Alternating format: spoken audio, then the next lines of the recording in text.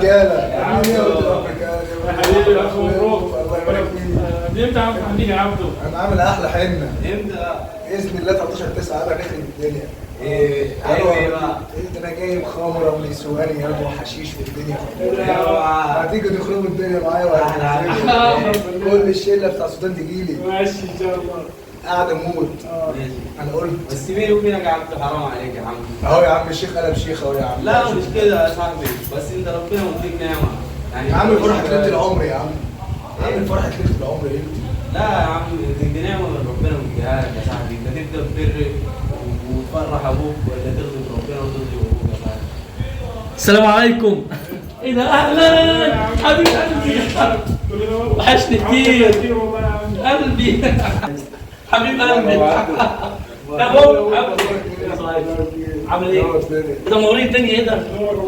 ايه ده معقوله الدنيا منوره اصلا كده ليه؟ بس ايه اللي جمعكم النهارده كده ان شاء الله؟ صحابي طبعا حبايبي عارفهم طبعا ان شاء الله باذن الله بقى الحنه بتاعته باذن الله ان شاء الله وهنا قاعدين. طبعا يا عبد دلوقتي انت عاوز تقول لاصحابك دلوقتي ان انا هبدا باذن الله ليلتي ليله مباركه في طاعه ربنا ومش هعمل حاجه حرام ولا حاجه غلط.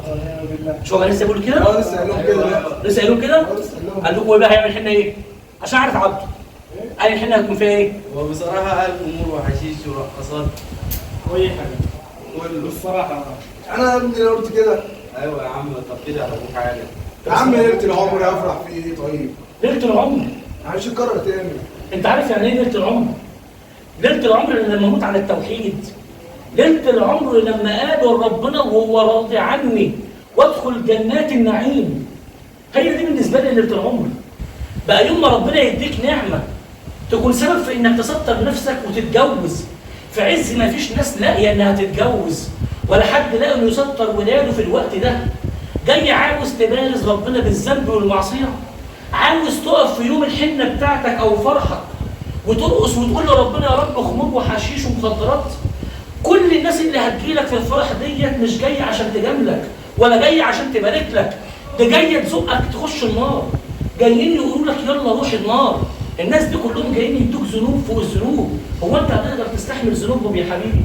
قال الله جل الله لئن شكرتم لازيدنكم وان كفرتم ان عذابي لشديد. انت بتجحد النعمه بدل ما تشكر ربنا وتقول يا رب الحمد لله اعطتني مال عشان اتجوز بيه واستر بنفسي. رايح تبارز ربنا بالذنب والمعصيه.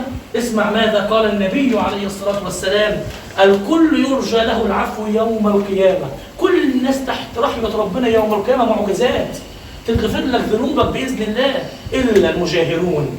منهم يا رسول الله من ستره ربه ثم ينشر ستر الله عليه. وانت بقى مش هنا مش هتفضح نفسك وبس، ده انت على العلن هتقوم وتبارز ربنا بالذنب والمعصيه. ابدا ليلتك يا ابني وابدا حياتك يا ابني بليله مباركه وابدا اليوم ده في طاعه ربنا سبحانه وتعالى. بلاش الحنه اللي فيها مخدرات، بلاش الحنه اللي فيها خمور، بلاش الحنه اللي فيها راقصات. كانك بتبارز ربنا بالذنب والمعصيه وبتقول له يا رب كل النعم اللي اديتهاني دلوقتي وانا موجود فيها انا يا رب بجحدها ومش هشكرك عليها، وسيبني يا رب اعيش اللي باقي من عمري.